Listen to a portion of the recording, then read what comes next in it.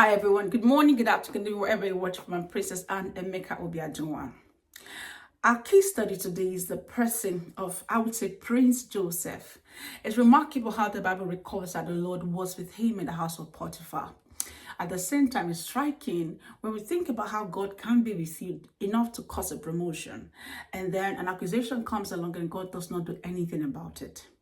Looking through that story, I began to analyze Joseph's journey. I wanted to understand how did Joseph feel at the time that Joseph was accused. I mean, by the time he ran out, he would have said, oh yeah, I did the right thing. So somehow God would have vindicated me. God would speak for me. But he didn't know that everything would turn around, especially with Potiphar using the supposed evidence against him. But I still did think that that was also God's way of preserving Joseph. If you noticed, when Pharaoh eventually needed someone to interpret the dream, there was no way anyone would have found Joseph out. Joseph had to go to prison to meet the two men who later stood in front of Pharaoh to testify about his divine ability to interpret dreams rather. If Joseph was left at Potiphar's house, he would never have met those two guys. And perhaps there would have been no need for anybody to use his ability to interpret dreams. No one would have known he had the ability, even though he was promoted and in charge of a lot of things. He needed to go to prison to meet those two guys to eventually become the preserver of food in the whole world. In what ways are you having a kind of experience that is making you think, feel, or ask? Think, feel, or ask. Is God still with me? It might be that your expectation is not playing out the way you would have loved it to.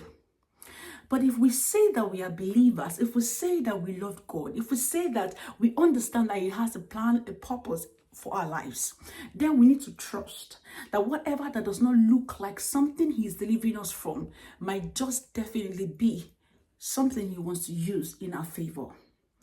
There is nothing you will go through as a Christian that will lead to your downfall. When Apostle Paul says all things work together for the good of they that love Him, they who are called according to His purpose. If you cannot trust your love for God, that's okay. At least trust that you are called according to His purpose. That His purpose will definitely flip it all around for you.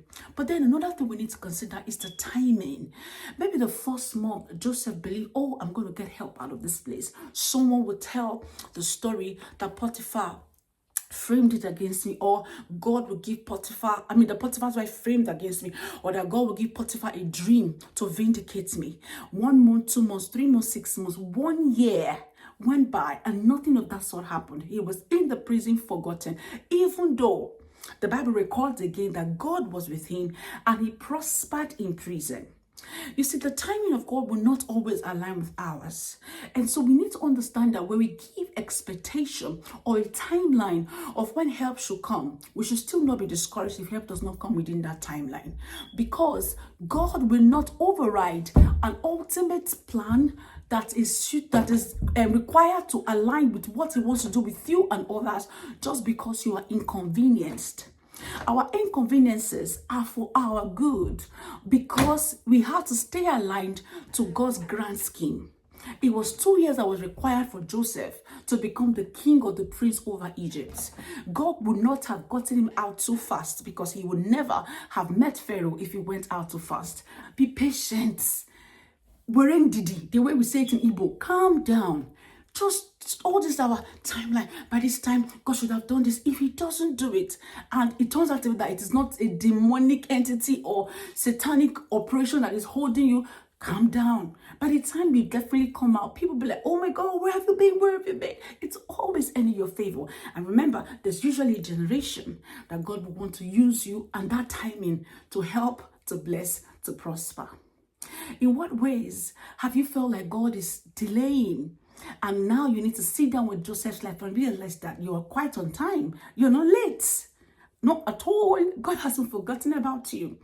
Joseph did appreciate God's blessing in the prison. Even the head of the prison made him in charge of the prisoners. In what ways could you notice that God is also making you see that He's present What other ways are you prospering apart from the obvious that you might want or that people might be expecting? Look out for prosperity in other aspects of your lives. God rewards integrity. I believe that Joseph demonstrated integrity not just by running away from Potiphar and Potiphar's wife. He demonstrated integrity by believing the Lord, by waiting patiently for the Lord, by keeping his joy amidst all of it. Because I know he kept his joy because his gift did not stifle. When other people had needs of it, he still served them. He didn't be like, oh, well, why am I using it when God has abandoned me? Why do I have to serve you guys when the God I'm even serving is not helping me? He still, when he came before Pharaoh, he still said that the interpretation of dreams belonged to God. You could see that he kept relationship with God. He kept his trust. He kept his love. He kept his loyalty. That is integrity. And we see how God rewarded him by taking him to a higher position and made him so important across the earth. There was famine. And Prince Joseph was the one that sustained the entire race at that time. God wants to use it for something remarkable. He wants to use it for something important. Be patient. You will not regret it because he rewards integrity. I'll see you in the next one. Bless your heart.